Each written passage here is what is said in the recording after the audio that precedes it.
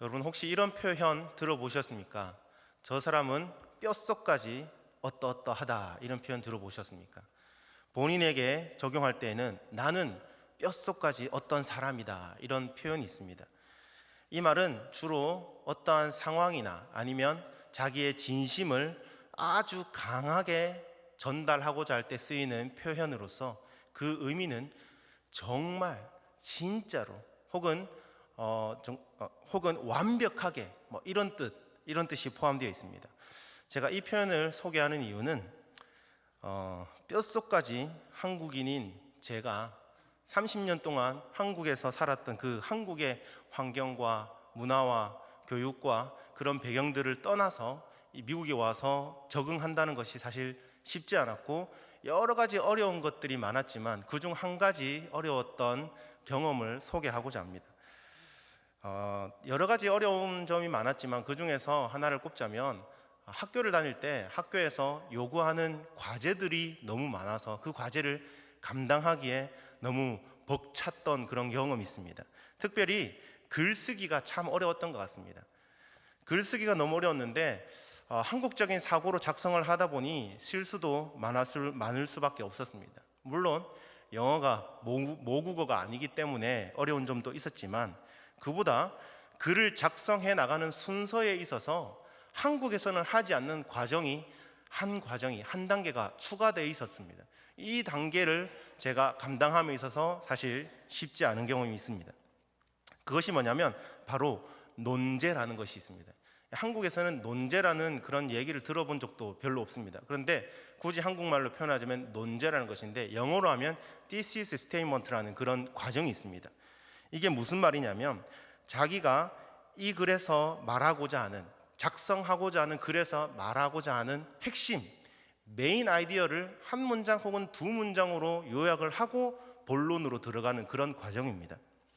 그런데 한국에서는 이 논제라는 것을 잘 쓰지 않습니다. 논제에 들어가는 내용이 거의 결론 부분에 같이 중복되어서 결론에서 다 얘기를 거듭 강조하고 마무리 짓기 때문입니다. 그러나 대부분의 영미권 학생들이 페이퍼를 쓰거나 에세이를 작성할 때 이 thesis statement, 논제라는 것이 분명히 들어가야 된다고 들었습니다. 또 어떤 교수님들은 이 논제를 읽어보고, 논제만 읽어보고 그 다음 글을 계속 읽을 것인지 덮을 것인지를 결정한다고 들었습니다. 또 어떤 교수님들은, 바쁜 교수님들은 이 thesis statement만 읽어보고 학점을 주는 그런 교수님들도 있다고 들었습니다. 제가 왜 이런 어려운 얘기를 굳이 얘기를 하느냐, 저는 오늘 이 말씀을 들어가면서 저를 그렇게 힘들게 했던 그 논제를 먼저 설명하고 논제를 소개하고 말씀을 시작할까 합니다. 여러분, 오늘 말씀의 제목이 무엇입니까? 망각하지 말아야 할 것들입니다. 그렇다면 무엇을 망각하지 말아야 하겠습니까? 하나님께서 사랑과 공의로 우리를 다스리시고 마지막까지 우리를 이끌어 가셔서 구원에 이르게 하시기 원하신다는 것입니다. 얘기가 좀 길었지만, 문장이 좀 길게 연결이 됐지만, 여기서 강조되어야 될 단어가 세 가지가 있다면 사랑과 공의와 구원입니다. 하나님께서 우리를 위해 독생자 예수 그리스도를 희생의 제물로 삼으실 만큼 우리를 사랑하십니다. 그러나 동시에 그 사랑에 반응하지 않고 그 하나님의 말씀에 순종하지 않는 백성들에게는 무서울 정도로 징계하시는 하나님이십니다. 그럼 오늘 말씀을 좀 더 구체적으로 이해하기 위해서는 오늘 본문 배경이 되는 사사기의 배경과 구조를 간단하게 짚어보고 넘어갈 필요가 있겠습니다. 먼저 사사가 어떤 역할을 감당했던 사람들이었습니까?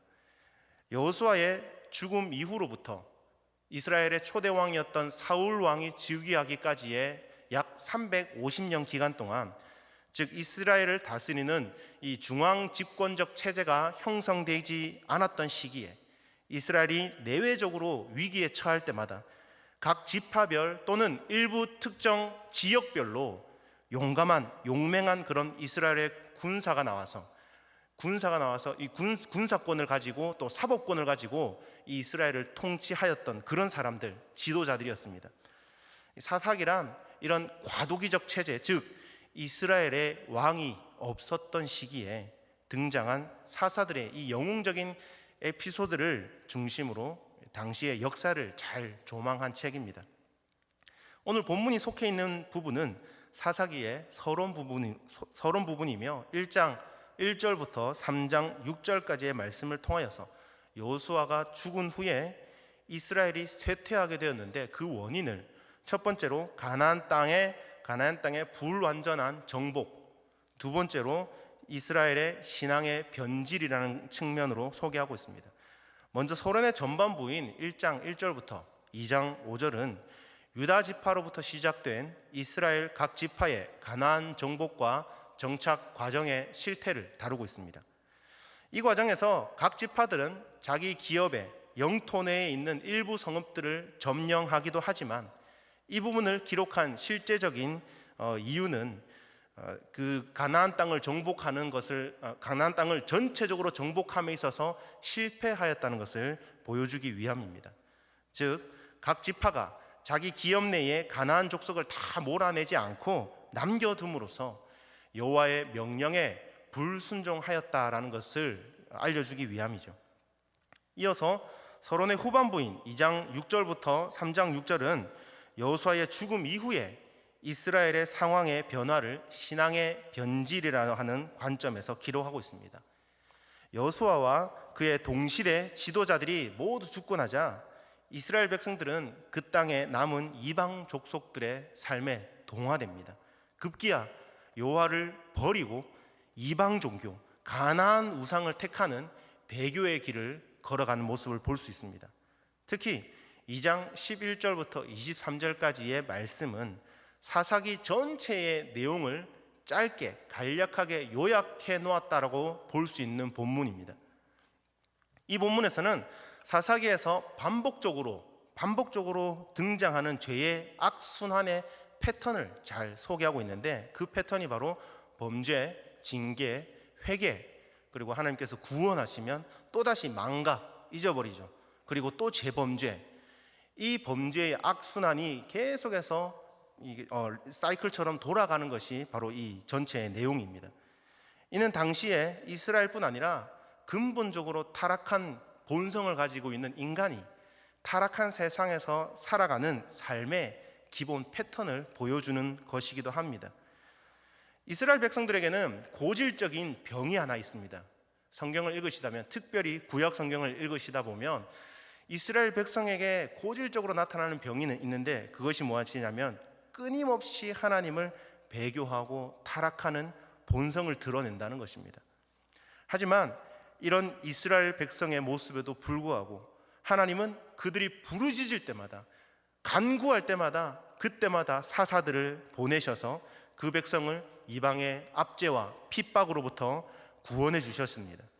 이것은 인류의 타락성에도 불구하고 참되고 영원한 사사이신 예수 그리스도를 이 땅에 보내셔서 회개하는 자에게 사단의 압제로부터 구원시켜 주시는, 구원을 베풀어 주실 것에 대한 구속사적인 그런 관점으로 볼 수 있습니다.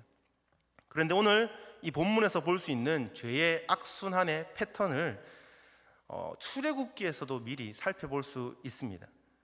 모세가 애굽의 왕이었던 바로와 대항하여서 출애굽을 진행해 나가는 과정에 있어서 이 바로의 강팍한 모습, 또 바로의 변덕스러운 모습을 볼 때에 오늘 우리가 읽었던 이 본문에 등장하는 사사기에 나오는 이 이스라엘 백성들의 모습과 왜 그렇게 흡사한지 우리가 볼 수 있습니다.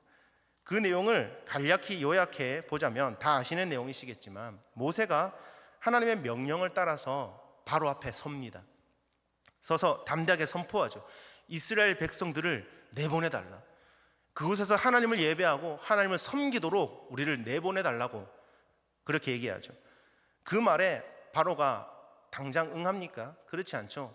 첫 번째 단계였던 불순종 듣지 않습니다. 불순종합니다. 범죄합니다. 다음 순서가 어떻게 됩니까? 곧바로 하나님께서 애굽에 재앙을 내리시죠.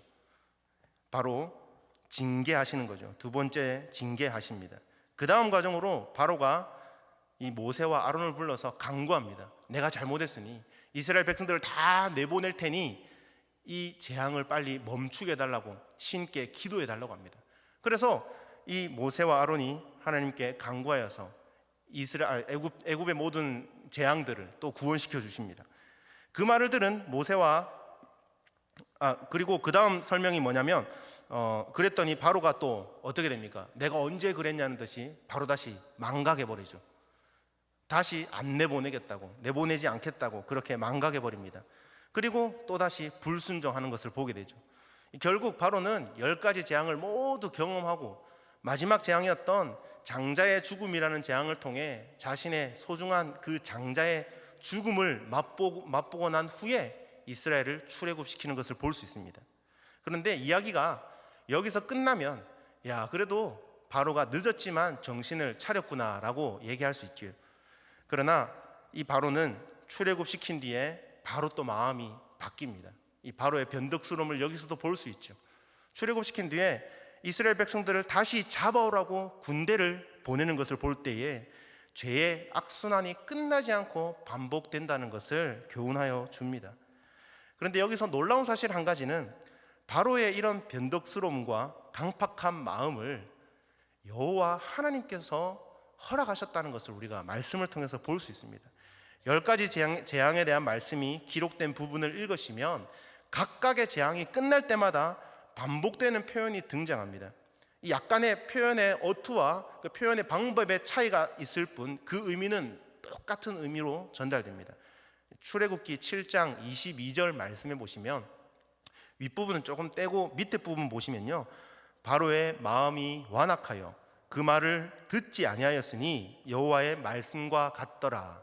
그 이후에 8장, 9장, 10장, 11장 각 재앙이 끝날 때마다 이 말씀과 동일한 의미의 말씀이 여호와의 말씀과 같더라, 여호와께서 말씀하셨다, 이런 얘기가 계속해서 등장합니다. 하나님께서는 출애굽 프로젝트를 실행하시기 전에 모세와 아론을 불러서 미리 말씀하십니다. 내가 바로의 마음을 완악하게 할 거다. 여러 가지 이적을 경험하고 난 이후에야 출애굽하게 될 것이다. 미리 말씀해 주시는 거죠. 여기서 궁금증이 하나 들지 않습니까? 왜 하나님께서 굳이 그런 계획을 미리 말씀해 주셨을까요? 그냥 하나님께서 말씀하시지 않고 진행하셔도 되지 않습니까? 충분히 그러셔도 됩니다.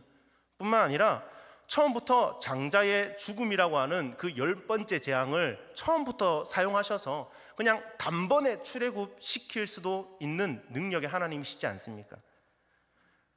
여러 가지 그 이유를 여러 가지 시각에서 볼 수 있겠지만 오늘 본문을 배경으로 살펴보았을 때 그것은 이스라엘 백성들에게 이 출애굽해 나가는, 하나님께서 어떻게 이스라엘 백성들을 출애굽시키는지 그 과정을 통하여서 교훈을 주시기 위함이고, 출애굽한 이후의 삶에서 이스라엘에게 기대하는 그 삶이 있었던 것입니다.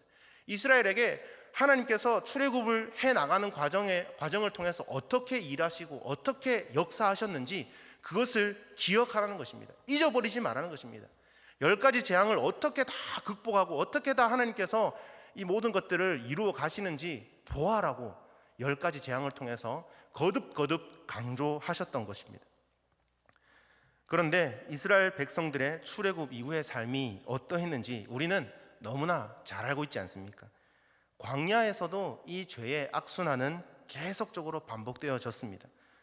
오늘 우리가 살펴보고 있는 이 사사기 시대에 이르러서는 죄의 악순환의 정점을 찍게 되는 것을 볼 수 있습니다.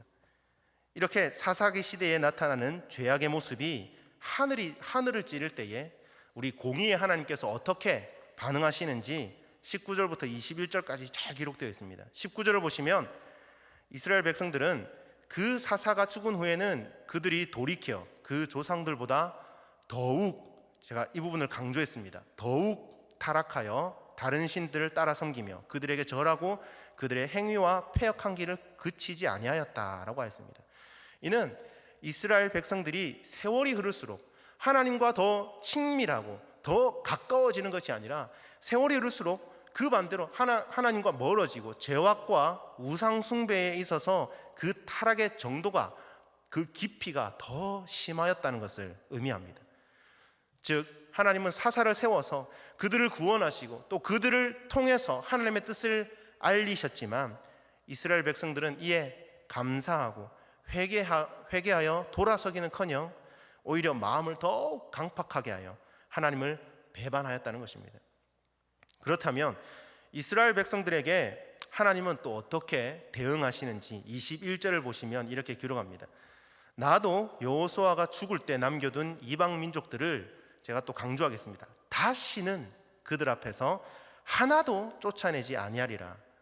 여러분, 제가 19절에서도 강조했던 그 단어, 21절에서 강조했던 단어 다시 한번 보셨으면 좋겠습니다. 19절에서는 더욱 타락하여, 21절에 하나님께서 어떻게 대응하시느냐, 다시는 그들 앞에서 하나도 쫓아내지 아니하리라, 그렇게 말씀하고 있습니다. 즉 이스라엘 백성들의 마음이 강팍해질수록 하나님 역시 이방 민족들이라는 자기들이 다 쫓아내 보내지 않고 남겨두었던 이 이방 민족들을 채찍으로 삼아서 그들에게 징계의 강도를 높이시겠다는 의미로 말씀하십니다. 이처럼 이스라엘 백성들이 타락의 길로 더욱 나아갈 때에 하나님께서는 다시는 하나도, 이런 단어를 사용하시면서 응답하시는 하나님의 진노를 보면서 우리는 두려워해야 합니다. 우리 하나님은 참으로 은혜와 자비가 한이 없으신 분이시지만, 그러나 인간이 하나님의 징계에도 불구하고 회개치 아니하고 마음을 강팍히 하고 죄악의 길을 계속적으로 고집하고 그 길을 걸어갈 때에 하나님께서는 그 징계의 강도를 더욱 높여 가신다는 것을 볼 수 있습니다. 이는 이스라엘이 출애굽할 당시에 바로가 하나님의 이적적인 재앙을 보면서도 회개치 않고 더욱 그 마음을 굳게 할 때에 하나님께서 애굽의 모든 장자를 죽이시는 무서운 재앙을 내리신 사실로도 확인할 수 있습니다. 그러므로 사랑하는 성도 여러분, 우리는 죄를 범함으로 하나님의 징계를 받을 때에 그것을 그냥 고통과 슬픔으로만 받을 것이 아니라 하나님께서 나에게 주신 기회로 삼을 수 있기를 원합니다. 회개하고 하나님께로 돌아올 수 있는 좋은 기회로 삼아야 된다는 것입니다. 만일 우리가 죄악을 계속적으로 고집하고 마음을 굳게 한다면 더욱 무섭고 하나님의 두려운 징계의 채찍만 더할 뿐입니다. 그런데 오늘 본문을 통해서 또 알 수 있는 것 한 가지가 있는데, 하나님은 우리의 행위대로 갚으시는 공의의 하나님이시기도 하지만 동시에 사랑을 표현하고 계시는 하나님이시라는 것을 볼 수 있어야 합니다. 징계의 순간에도 자기 백성을 사랑하시고 아끼시고 동행하시는, 즉 임마누엘의 하나님임을 확인할 수 있어야 합니다. 흔히 사람들은 사고와 재난과 같은 불행한 일을 당하면 하나님을 원망하며, 하나님이 어디 있느냐, 하나님이 살아있다면 왜 내가 이런 고통을 당하느냐, 하나님을 욕하고 저주하는 사람들도 볼 수 있습니다. 심지어 하나님이 나를 버렸다라고 말하는 사람도 볼 수 있습니다. 그러나 여러분 기억하십시오. 이 땅 위에서 하나님의 버림을 받은 분은 놀랍게도 우리를 위한 대속제물로 십자가에 달리신 오직 예수 그리스도 한 분뿐이심을 우리가 기억해야 됩니다. 하나님은 결단코 자기의 백성을 버리시지 않으십니다. 그분은 우리가 버림받았다고 생각하는 그 순간에도 우리와 함께 하시며 우리가 회개하고 하루라도 속히 하나님께 돌아오기만을 손꼽아 기다리시는 분이십니다. 그러므로 사랑하는 여러분, 우리는 이 땅 위에 살면서 어느 상황에 있든지 우리와 함께 하시는 하나님을 기억하면서 담대하게 살아갈 뿐만 아니라 버림받았다는 생각이 들 때, 하나님께서 날 외면하신다고 느낌이 들 때, 하나님께서 날 모르고 계시는 것 같아 라는 그런 소외감이 들 때 하나님께 회개하며 돌이키시길 바랍니다. 그러면 우리와 동행하시는 그 하나님의 부드러운 손길을, 따뜻한 하나님의 음성을 다시 한번 느낄 수 있을 것입니다.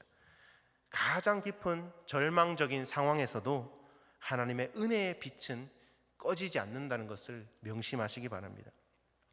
또 우리는 18절에서 이스라엘 백성을 향하신 하나님의 사랑과 구원을 확인할 수 있습니다.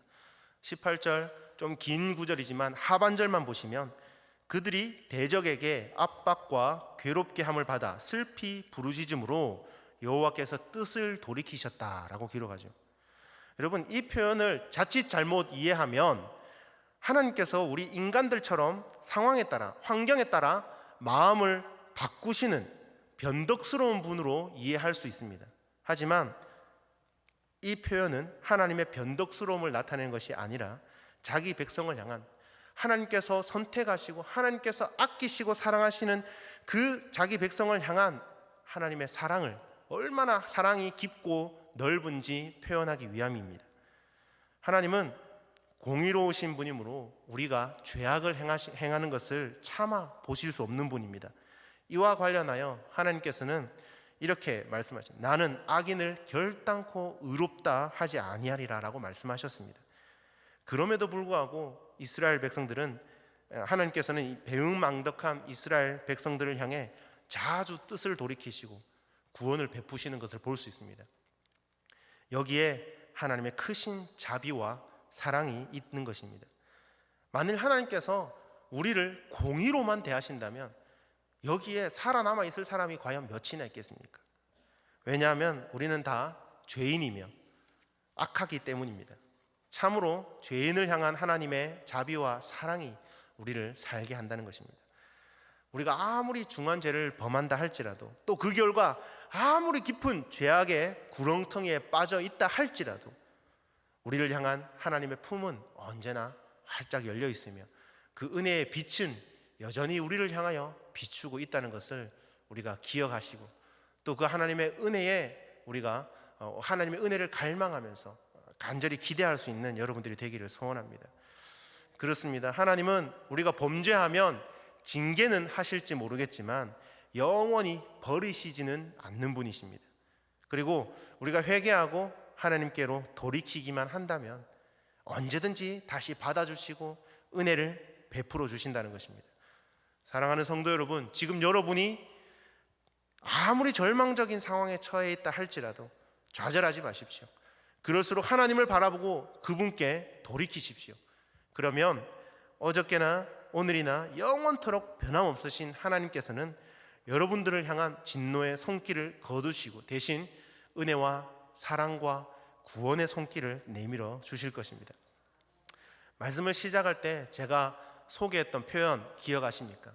저는 뼛속까지 한국인입니다 라는 그런 표현을 사용했죠. 오늘 말씀을 정리하면서 이 표현을 한 번 더 사용할까 합니다. 우리는 뼛속까지 그리스도인이 되어야 될 줄 믿습니다. 사랑하는 여러분, 간절히 바라옵기는 우리 연합교회 모든 성도님들은 뼛속까지 주님의 은혜를 기억하는 그리스도인이 되어야 될 줄로 믿습니다. 우리를 죄에서 구원하여 주시고 때때로 주님의 곁을 떠나서 방황할 때에 하나님의 징계의 채찍을 사용하면서까지 바른 정도를 걷게 하시는 그 하나님의 사랑과 은혜가 우리의 신앙과 삶의 뼛속까지 기억되어지는 은혜가 우리의 삶 가운데 있기를 간절히 소원합니다. 기도하겠습니다.